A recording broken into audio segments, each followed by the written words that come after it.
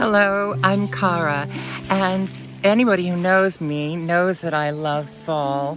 So instead of doing just Halloween decks, I think a lot of you know I'm not really into focusing on the darkness anyway. So instead of that, I thought I would do fall decks and Halloween decks, some of my favorites that I'm working with this year, and some of which I haven't explored very much before, and I'm bringing them out now. I hope you enjoy these.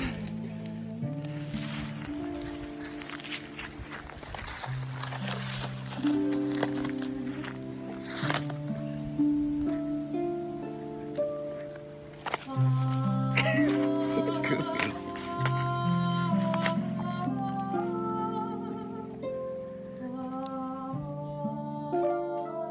Hello, I'm back inside now and set up to begin showing you the decks that I've been using for.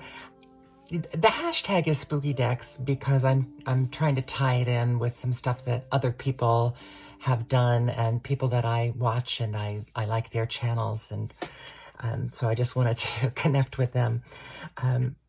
But for me, I began actually before the month of October with a deck that is new to me. It's a 2024 deck called the Forager's Daughter.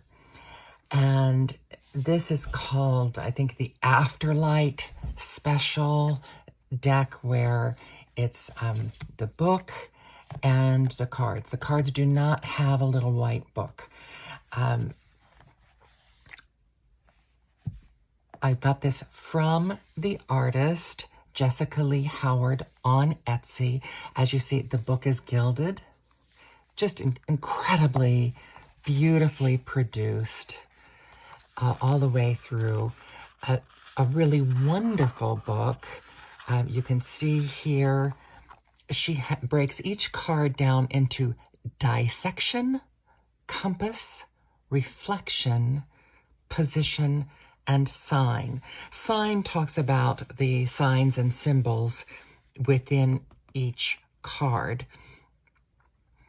The reflection is more about an idea to help you meditate.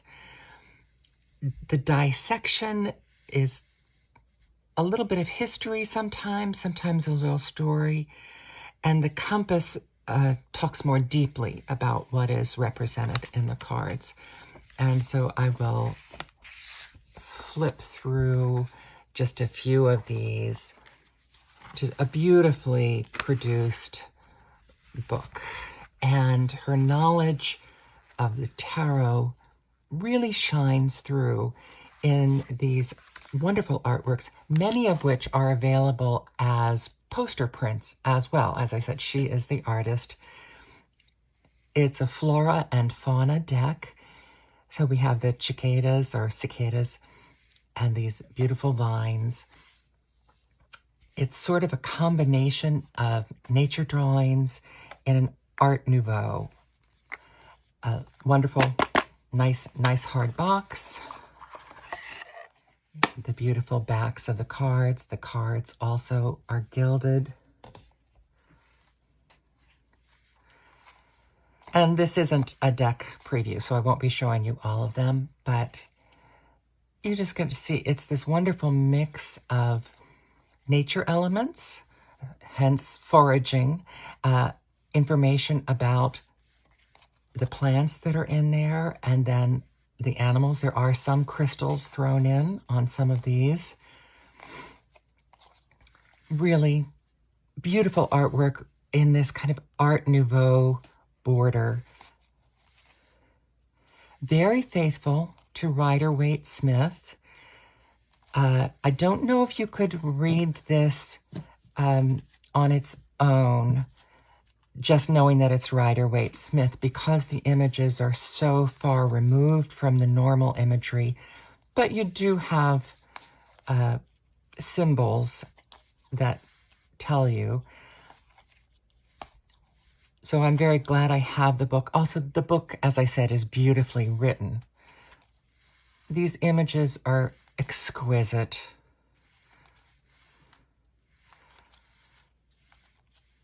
One thing that I found with this deck, this was a deck that I paired with the 2023 Woodland Wardens, and it was just kind of happenstance that I try pairing different things occasionally, pairing a tarot with an oracle.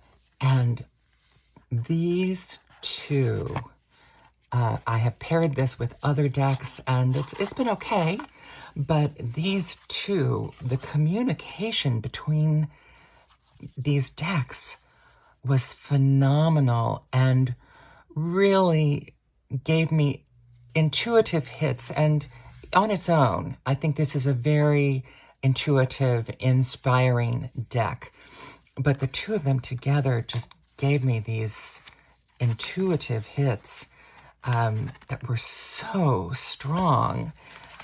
For two decks created by two different people, it's just kind of wonderful that they worked that way. This is the Woodland Wardens Oracle deck by Jessica Rue, another Jessica.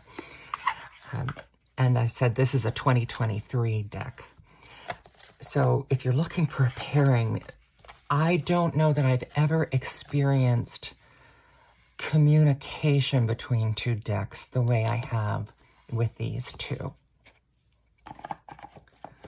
So this again is the Forager's Daughter Tarot, and this is how I began my fall, just kind of leading into it. This is one of my favorites, the Empress. So many wonderful images in this deck. If you don't like insects and snakes, that might make this deck a no for you. But if you are, as I am, someone who wanders in the woods and hikes and likes all kinds of animals and creepy crawlies, it's a beautiful, beautiful deck. And it has become one of my top 10 favorites. And you can find her on Etsy, just looking up the Forager's Daughter Tarot. So when October started, and I was starting my dark October theme leading up to Halloween decks, I pulled out again the Baroque Tarot. This is the first edition, as you see. Not to be confused, there is another tarot deck called Baroque Tarot. Like this is the Baroque Tarot and the other one is Baroque Tarot, something like that. This is by Mustafa, and you'll see here, may this tarot deck bring you many years of fun readings with love, Mustafa. It was created by two medical students who created this deck to help put themselves through med school. It has a serviceable little white book with it. I will say I have barely looked at this because the deck is so faithful to the Rider-Waite-Smith system. Most of these decks are going to be Rider-Waite-Smith, if I didn't say that before. It's so faithful, even though the images are different, and of course it's quite dark. And oh, look at those card backs, gilded on the back with this moon system and the tarot and astrological signs, and then gilded on the front with the edging, but then overall matte black. And really beautiful images. Now, I will say they have been upfront about the use of some generative AI.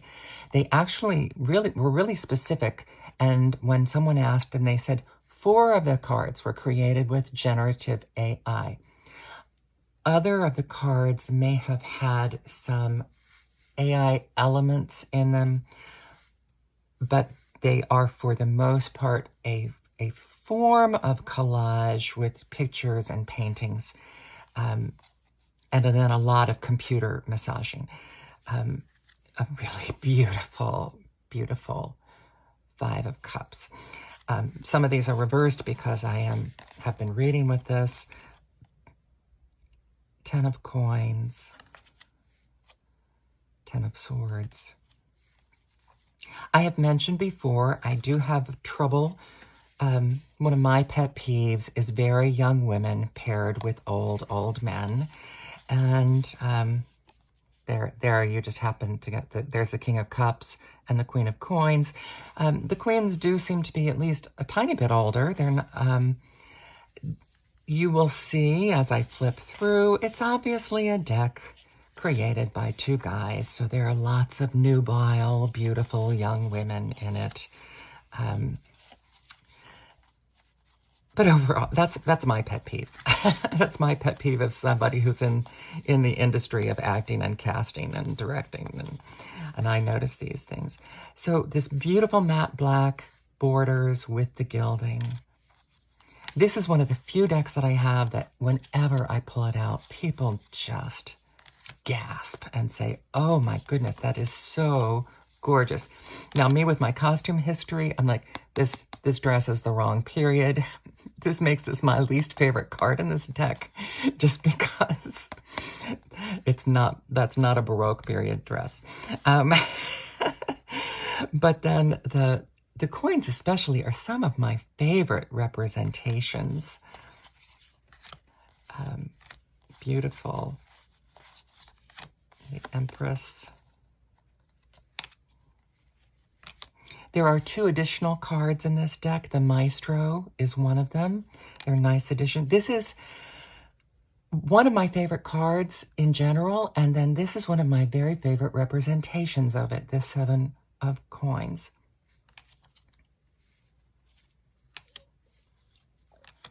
A really evocative Judgment card. This is the Visionary. This is the other new card for this deck.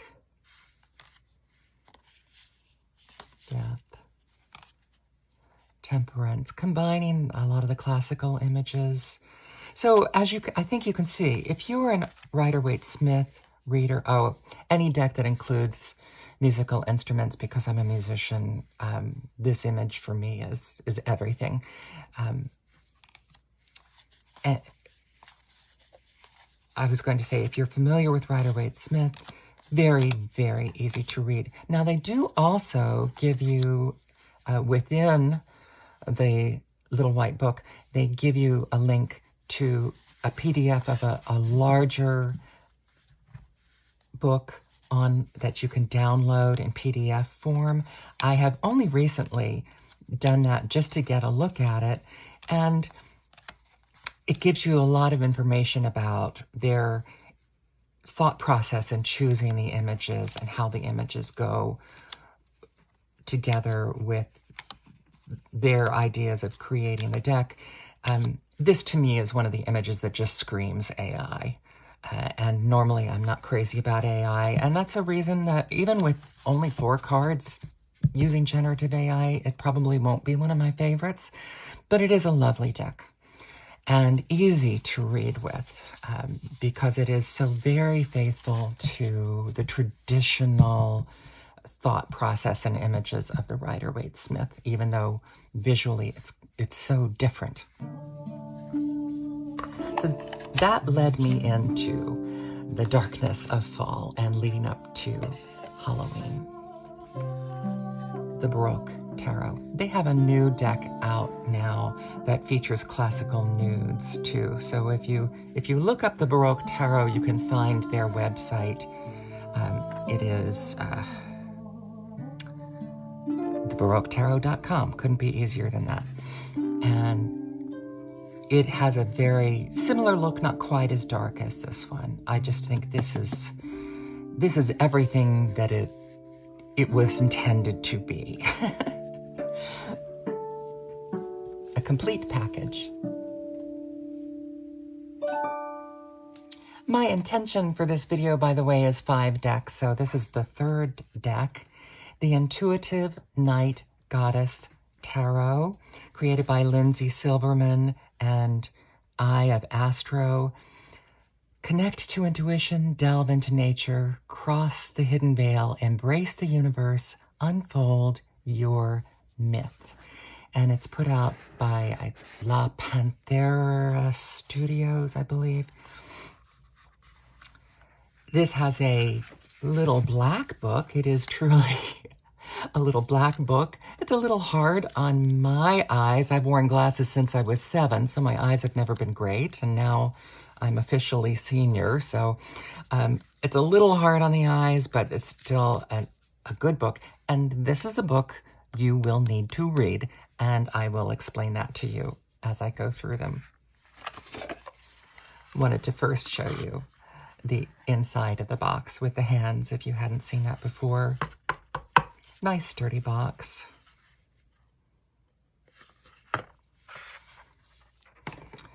This is not a super new deck. It's copyright 2020, so it's been out for a while. And actually, this beautiful, just black with like a starry sky back, and that imagery is perpetuated in the images on the cards. This is the perfect card for me to turn over right away. Revolution. The names of some of the majors have been changed. The meanings remain basically the same, but you'll have to get used to the new name of that with several of the majors.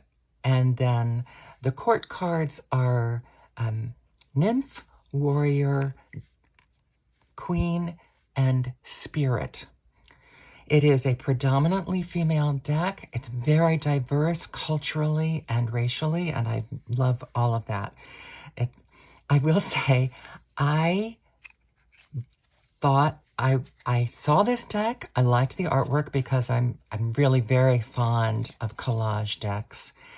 And I really liked the uniqueness of the imagery here. However, because it said goddess, I am a Christian tarot reader, and I don't historically know the goddesses from different cultures, and I'm not particularly interested in it. And I thought, well, that's not for me. I'm not interested in having to delve into a lot of time exploring pagan goddesses. But then I read a little more about it because I kept coming back to it visually. I read a little more about it and realized none of these goddesses in this deck are about specific goddesses.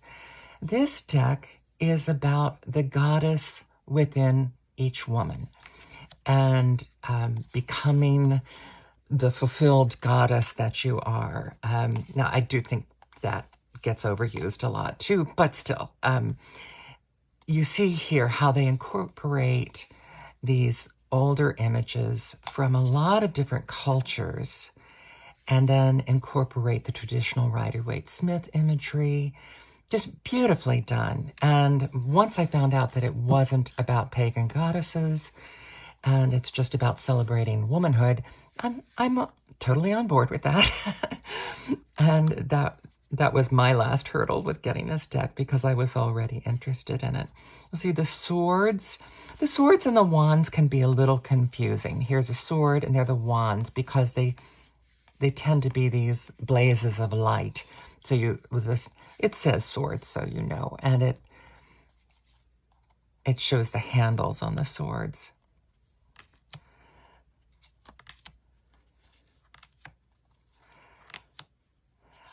One of the things I really like about this deck, having worked with it, is that I don't know if any of you read by color and read by progressions of color.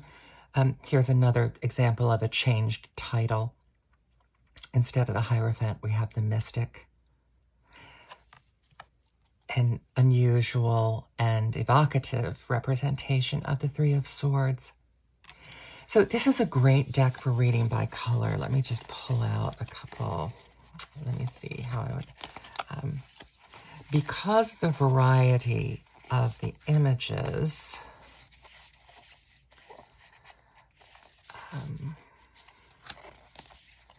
so I'm just pulling out these, for example. If you pulled these cards like this. If you're reading by color, you can order them from the most color to the least color, or the least color to the most color, and read them in that order, and to clarify your reading. So you can see this is a deck that works very well for color reading. And I've been very successful with that with this deck.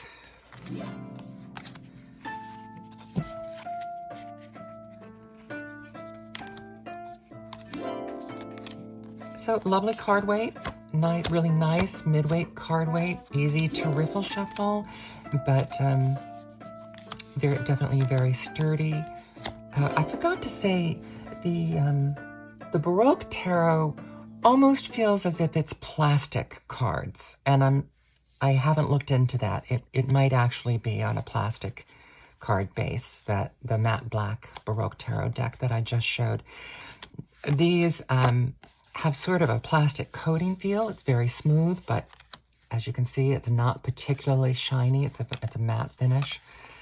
Just lovely, lovely images that you can really spend time with and delve into. Here, instead of Judgment, we have Awakening.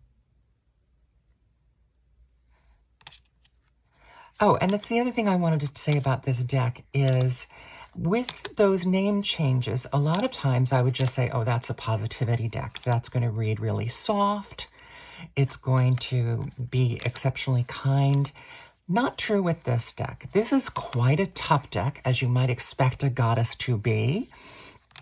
It can be very sharp in its readings. However, the writing of the Little Black Book definitely leans towards the modern interpretation, where even the most negative of cards is about forward positivity. It's about what you can do in the future to correct things, which is quite different from if you read Waite's definitions of the cards, and in other books, the definitions can be quite harsh and unredeemable.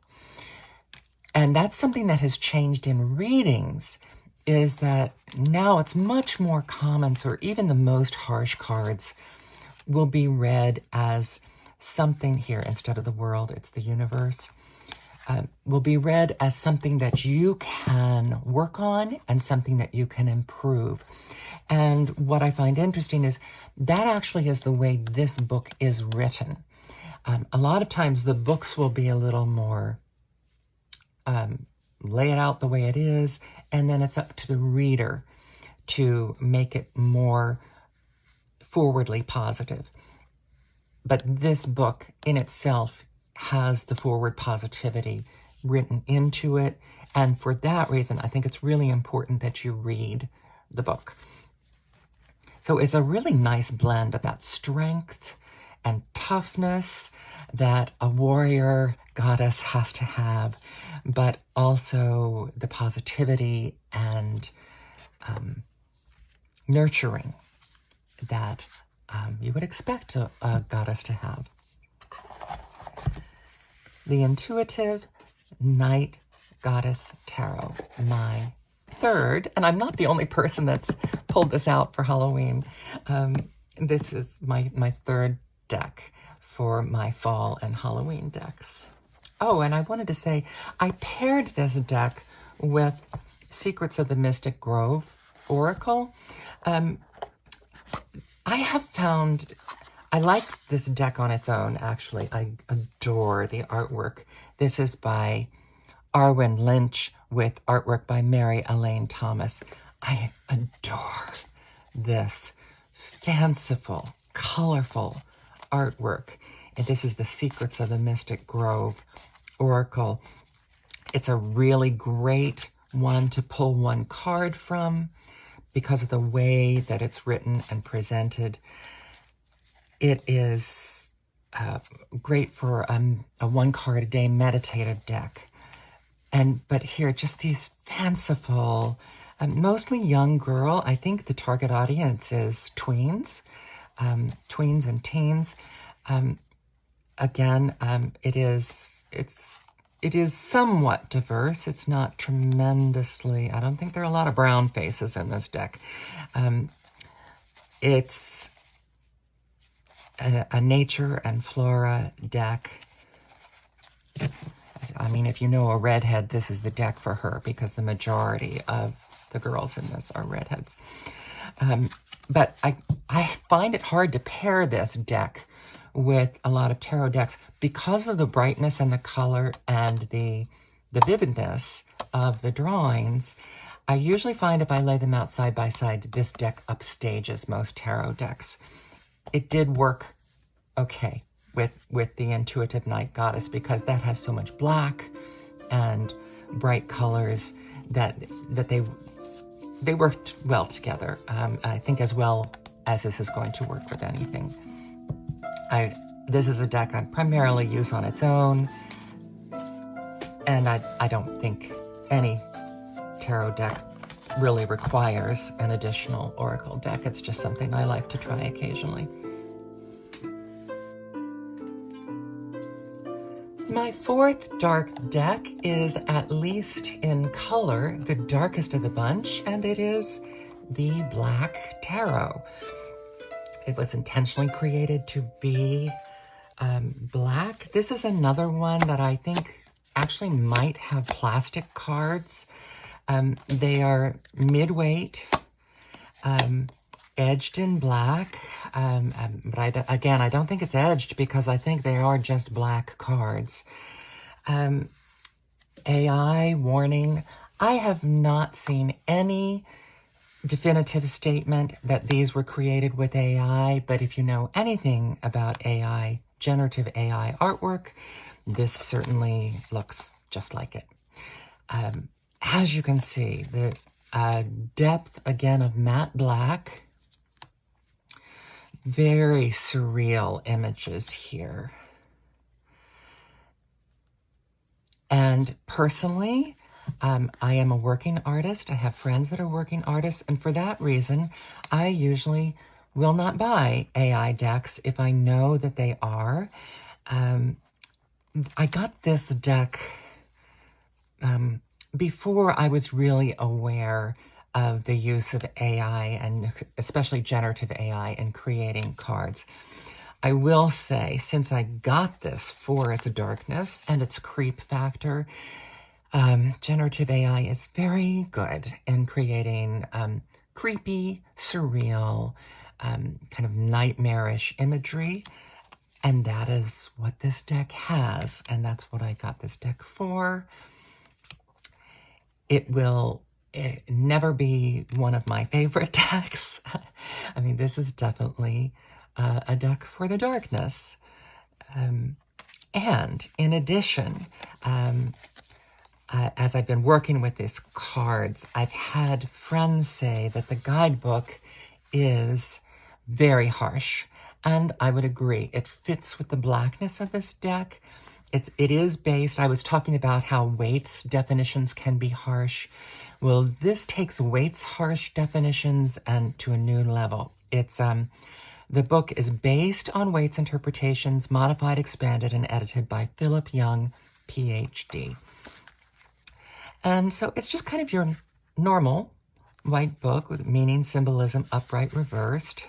I do read reversals with this deck. I don't always read reversals. The artwork is, and this deck is by Victoria Iva. It's produced by DeBry. As I recall, I got it directly from them. You can go to their website. So in that respect, I'm supporting an artist, which is important to me. If I didn't say that before with The Forager's Daughter, if I can get the deck directly from an artist, I do, just because I want to support artists. So you can see it's dark, dreamlike. This is the Fool card. So we still have these familiar elements, kind of walking off the cliff or walking on air with a dog, but it's a skeleton dog and not quite a dog, whatever that is. So very surreal. And you can spend a lot of time forgetting the book with this one and just look at the images and how do they strike you. As I said, I'm working with this deck. I've been working with this deck this week, so I have a lot of reversals in here. And because it's a dark deck, I do reversals. I mean, I don't do reversals with every deck. Some positivity decks I don't ever do reversals with. This deck obviously was created with the intention of reversals, but also if you're going to delve into the darkness, you might as well do reversals, is my thought process. It's also, as I was saying to someone, I want to get to know the deck for who it is, kind of like with a new friend. You don't want to impose your stuff on them. You want to find out who they are. And so with this deck, even with harsh interpretations and everything, I want to know what I'm actually dealing with, what the intention is, what the voice of this deck is. And it is very dark in all aspects. Surprisingly, Victoria Iva has said that to her, this deck is about points of light in the darkness. And that's a very interesting way. It's a very evocative world, looking like a fertilized egg or an egg being electrified. So if you look at these from the aspect of a point of darkness, point of light in the darkness, it does, that gives you a different angle to approach them from.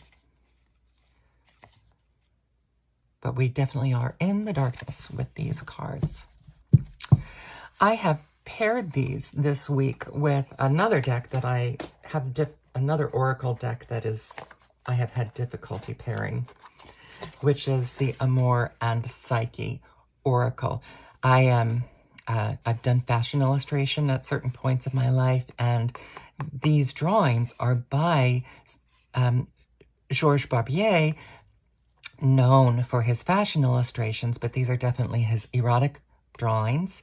I'll try to be careful with the cards that I pull right now. Know that some of these cards are quite explicit, and that's one thing that makes it hard to pair. But this is another one where the drawings are draw so much attention that, and again, nice box on this. A very nice book, which makes it very easy to pull one card at a time. It's in several languages. So I'm trying to pull out some cards that are not too explicit. So you see they're bright because he's an illustrator, because he was an advertising illustration. They really capture the attention. I think if you don't like nudity, this won't be for you. That's one of the few that doesn't have nudity of one kind or another. And it definitely is about your sexual journey. They can, of course, like many things, the messages can be extrapolated to other aspects of your life.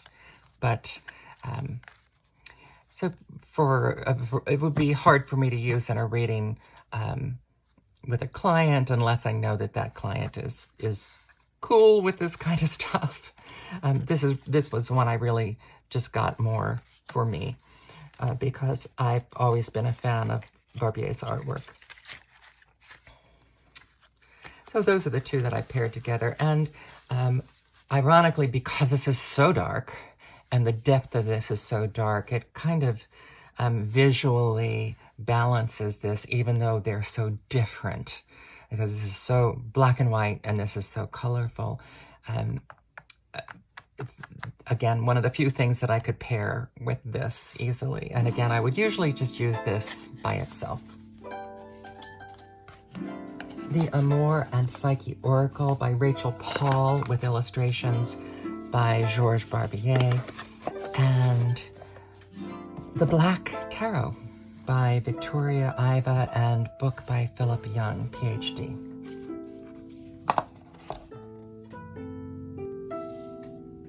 My fifth deck for Halloween, and this is the one I am using for Halloween week to work with the most, is The Antique Anatomy, again by Claire Goodchild. Not a new deck. It's been out for a couple of years, I think. FYI, unless and until someone starts sending me new decks to review, I will probably never have a brand new deck because I always have to sit on things and think about them for a while before I get them and decide whether I want them. This deck, I understand that the Oracle deck came first, which I do not have, and then came the Tarot deck. And this is copyright 2019.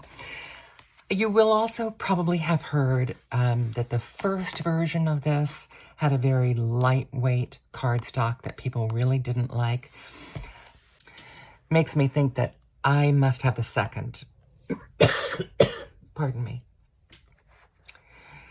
Because the cardstock, it's not heavy by any means, but it's not the lightest weight. I do have one deck that has a very lightweight cardstock, and that's so light that if you try to shuffle it, it bends and, you know, it creases. And this is not that lightweight.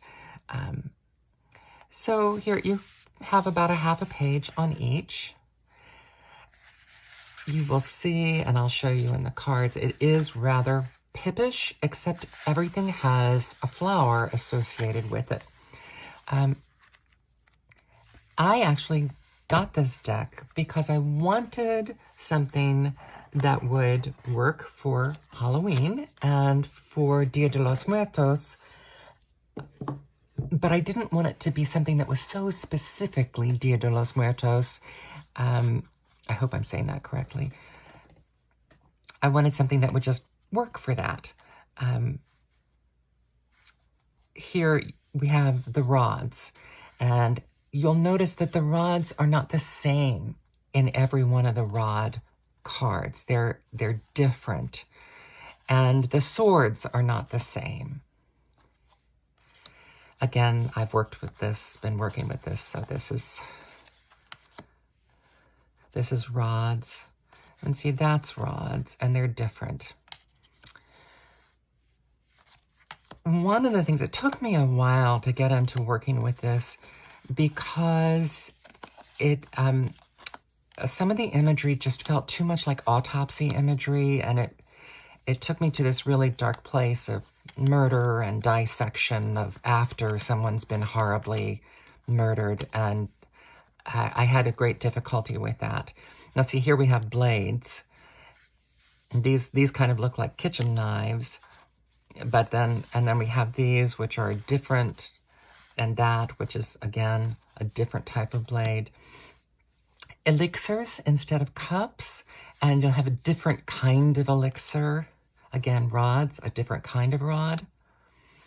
Elixirs, different kinds of potions. And I mean, it gives you things to work with too, where you want to read what's there and maybe what's not there in these cards. Again, different kinds of rods. Beauty potion. Now here's an example of one. This just made me think so much of a coroner's dissection.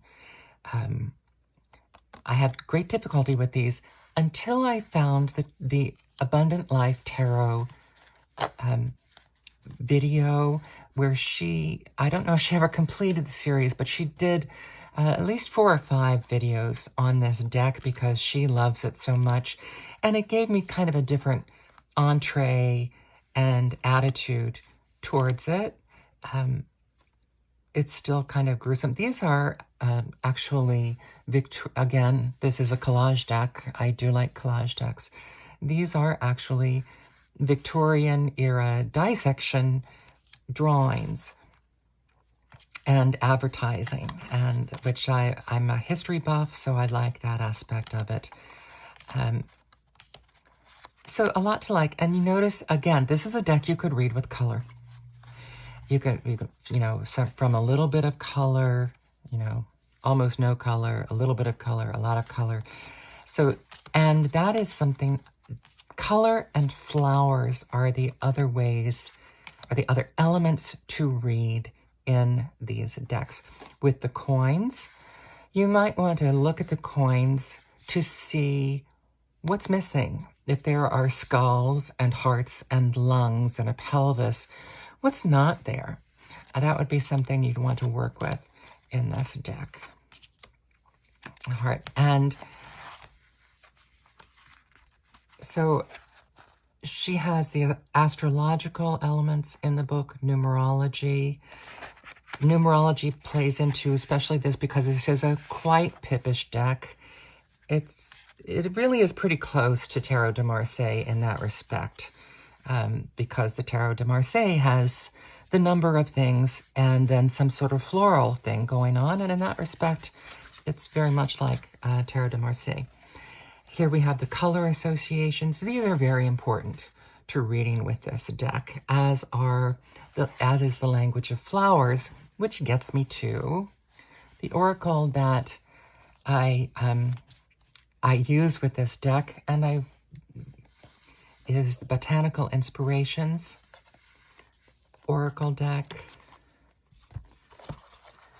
which is flat out Victorian flower botanical illustrations. And you can see it isn't the oracle deck that was made by this person, but you can see they work so well together.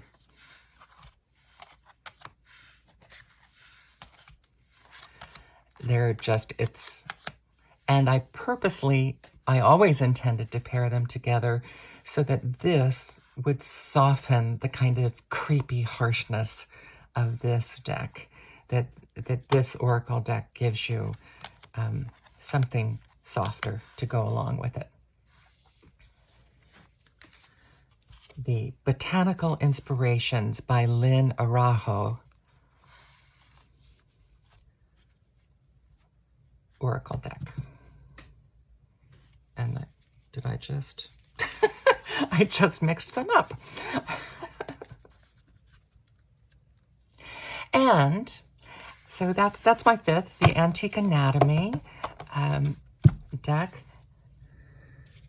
It's the deck I'm working with Halloween week into November. Actually not. On November 1st, I'm going to start working with a new deck. Antique Anatomy Tarot. It just has a lot going for it, and still a little thin. It's definitely bendy, but this is a better cardstock than what people initially were talking about. So this is the cardstock that you'll get if you get it now, I believe. And I do have one more deck as kind of a special extra feature. So my extra deck is Il Libro de Thoth, the Tarocchi di Etteilla. This is Etteilla's Book of Thoth, not to be confused at all with Crowley's Thoth deck. This is an historic deck, and it really is, despite similarities to some other systems, it really is a thing all on its own. This is by Lo Scarabeo.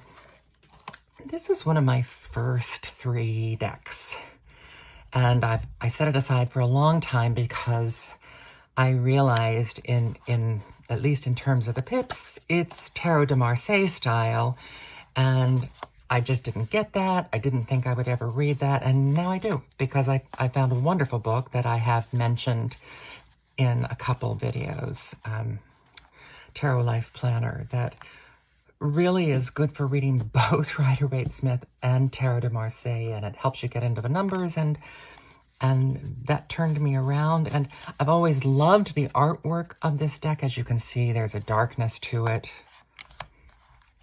Now here, I'll stop right here, because one of the things you have to know about this deck, and it was my thanks to TarotTube, because it isn't really explained. Not only is it not really explained in this book, the cards have coins and they refer to them as pentacles in the book. So it's just one of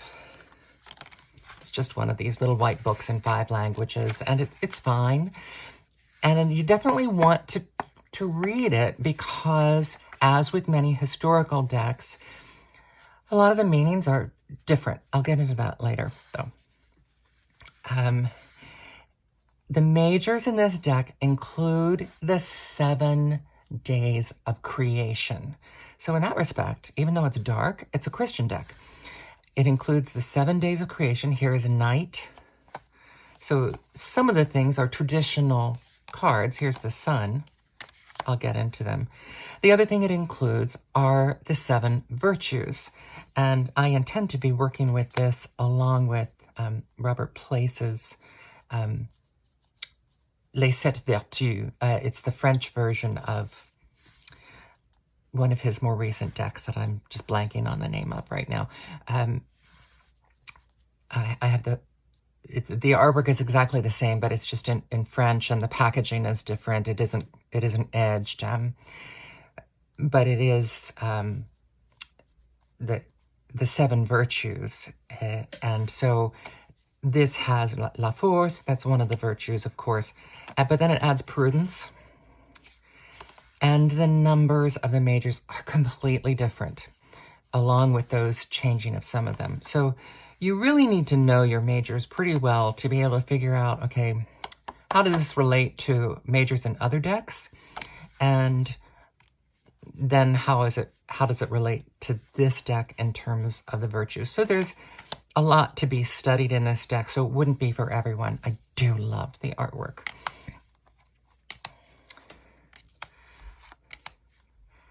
Le Chevalier de Bâton. It has batons instead of wands, but that's fairly normal for some of the more historic decks. It's a magician. So one of the things I wanted, here's Le Ciel and Air. So that's one of the 7 days of creation. La Justice. And I don't speak French well, but I speak French, and so that to me is it's a plus, not a minus. Here, the planets, the creation of the plants. I mean, the creation of the plants. This is one of the 7 days of creation cards in the majors, but it's still the same number of cards. So you can see that's going to affect the majors, having the 7 virtues and the 7 days of creation incorporated in with them. The readings can be quite different. Judgment, I like that Judgment card. I just love the artwork in this deck. This is the creation of the water and the fishes, the birds and the fishes. So you can see that that's going to make a difference as you're doing a reading. And one thing I have discovered, and again here, we get into some cultural issues of the day. This would normally be, and I used this card in my 5 on deck series about the Hermit because of its difference. We have traitor, falsely devout, le capuchin, monk. You notice his lamp is out, it's down at his side. He's walking away from the church. The church blocks his view. There is nothing else on the horizon except for the church. These all have to do with cultural attitudes in France in this time in the 1700s towards the church, the Catholic Church. And so you need to have somewhat of a historical viewpoint or awareness in reading these. One of the best death cards ever. Dancing with Death. And now what I wanted to say about reading with this, as I'm doing more reading with this, and I recently got the Parisienne Sibyl, which is not a tarot deck at all. It was specifically designed to be a parlor game. has all of its instructions are here, and then it starts with the keywords for the cards on. So it's all on the cards. There's a beautiful kind of late, I guess early 1800s style, beautiful artwork. This is by La Douceur, I think. Oh yeah, Cartomancie Douceur. The Parisian Sibyl.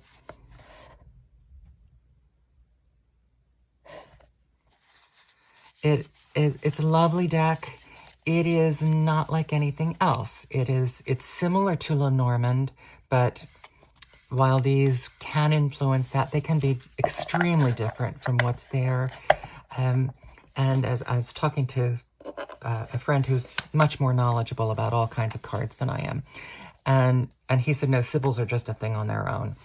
And but what I noticed, this was developed specifically to be a game for women to play in the salons of France.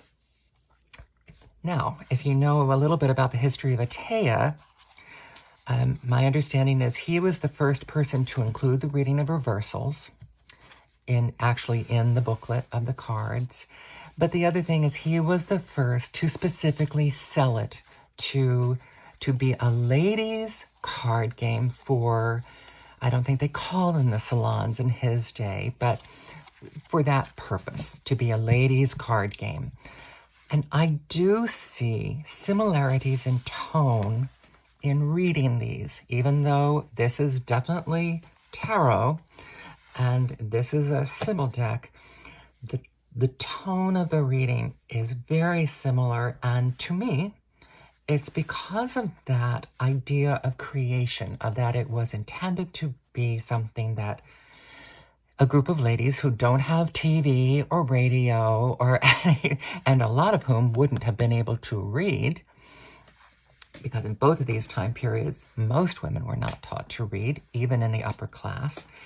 So these cards were intended to speak on their own and to need very little other interpretation, and were intended for ladies to basically to be titillating and engaging. So that's it. I find their voices very similar, and that is something else that has helped me with this deck, is if I think of it in these terms, it helps me get into the mindset of the Etteilla.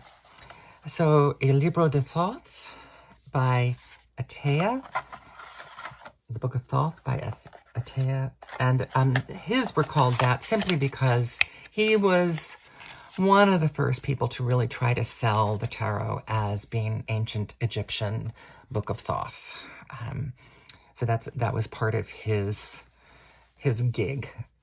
So my 5 decks for fall and Halloween, I'll put this one down first just because it has the largest box. The Antique Anatomy,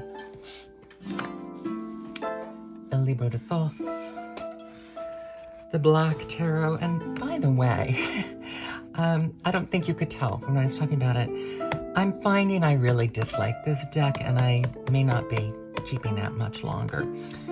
Although they're inexpensive and I probably couldn't resell it. That's just something I should probably throw in there.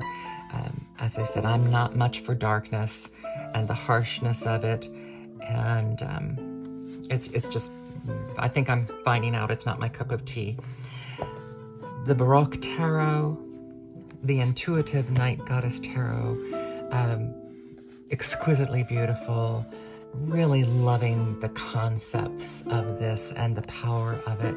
And then one of my very favorites is the Forager's Daughter Tarot. So I hope these give you some ideas of what you might like to work with in the fall season and the spooky season. And I hope this is Cara from Cara Tarot.